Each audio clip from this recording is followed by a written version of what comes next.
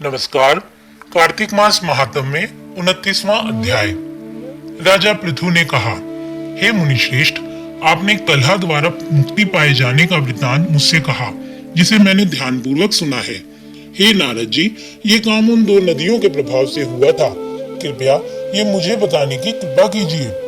नारद जी बोले, हे राजन, कृष्णा नदी साक्षात भगवान श्री कृष्ण महाराज का शरीर है और वेणी नामक नदी भगवान शंकर का शरीर है। इन दोनों नदियों के संगम का महात्म्य में श्री ब्रह्मा जी भी वर्णन करने में असमर्थ हैं।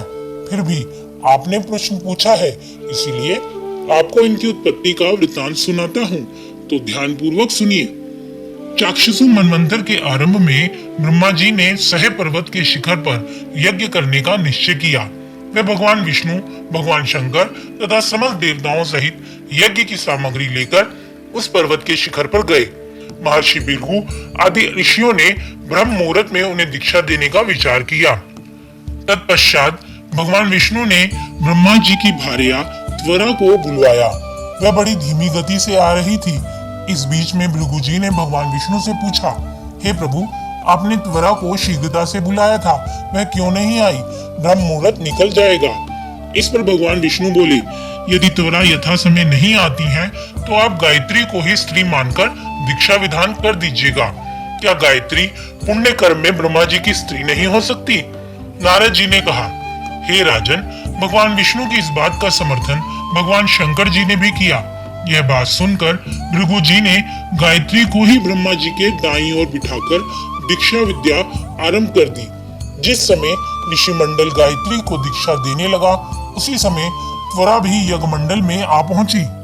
ब्रह्मा जी के दाईं ओर गायत्री को बैठा देखकर ईर्ष्या से कुपित होकर त्वरा बोली, जहां आप अपूज्यों की पूजा हो और पूज्यों की अप्रतिष्ठा होती हो, वहां पर दुर्भिक्ष, मृत्यु तथा भय तीनों अवश्य हुआ करते हैं। यह गायत्री ब्रह्मा जी की दाईं ओर मेरे स्थान पर विराजमान हुई है, इसीलिए यह अदृश्य बहने वाली नदी होगी। आप सभी देवताओं ने बिना विचारे इसे मेरे स्थान पर बिठाया है, इसीलिए आप सभी जड़ रूपी नदियां होंगी। नारद जी राजा पृथु से बोले, हे राजन, इस प्रकार त्वरा के श्राप को सुनकर गायत्री क्रोध से आग बबूला हो गई।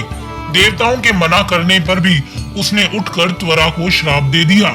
गायत्री बोली, त्वरा, जिस प्रकार ब्रह्मा जी तुम्हारे पति हैं, उसी प्रकार मेरे भी पति हैं। तुमने व्यर्थ ही श्राप दे दिया है, इसीलिए तुम भी नदी हो जाओ। तब देवताओं में खलबली मच गई। सभी देवता त्वरा को साष्टांग प्रणाम करके बोले, हे देवी, तुमने ब्रह्मा आदि समस्त देवताओं को जो श्राप दिया है वह उचित नहीं है, क्योंकि यदि हम सब जड़ रूपी नदियां हो जाएंगे तो वह निश्चित ही तीनों लोक नहीं बच पाएंगे। क्योंकि यह शाप तुमने बिना विचारे दिया है, इसीलिए यह शाप तुम वापस ले लो। त्वरा बोली, हे देवगण, आपके द्वारा यज्ञ के आरंभ में श्री गणेश पूजन ना किए जाने के कारण ही यह विघ्न उत्पन्न हुआ है। मेरा श्राप कदापि खाली नहीं जा सकता, इसीलिए आप सभी अपने अंगों से जड़ीभूत होकर अवश्य नदियां बनोगे। हम दोनों सौतन भी अपने अपने वंशों में पश्चिम में बहने वाली नदियां बनेंगी। नारद जी राजा पृथु से बोले, हे राजन, त्वरा के यह वचन सुनकर भगवान विष्णु, शंकर आदि सभी देवता अपने अपने अंशों से नदियां बन गए। भगवान विष्णु के अंश से कृष्णा, भगवान शंकर के अंश से वेणी तथा ब्रह्मा जी के अंश से कुकुटमती नामक नदियां उत्पन्न हो गई। समस्त देवताओं ने अपने अंशों को जड़ बनाकर वहीं सह पर्वत पर फेंक दिया। फिर उन दोनों के अंश पृथक पृथक नदियों के रूप में बहने लगे। देवताओं के अंशों से सहस्त्रों की संख्या में पश्चिम की ओर बहने वाली नदियां उत्पन्न हो गई। गायत्री और त्वरा दोनों पश्चिम की ओर बहने वाली नदियां होकर एक साथ बहने लगी। उन दोनों का नाम सावित्री पड़ा। ब्रह्मा जी ने यज्ञ स्थान पर भगवान विष्णु, भगवान शंकर की स्थापना की। दोनों देवता महाबली तथा अति महाबली के नाम से प्रसिद्ध हुए।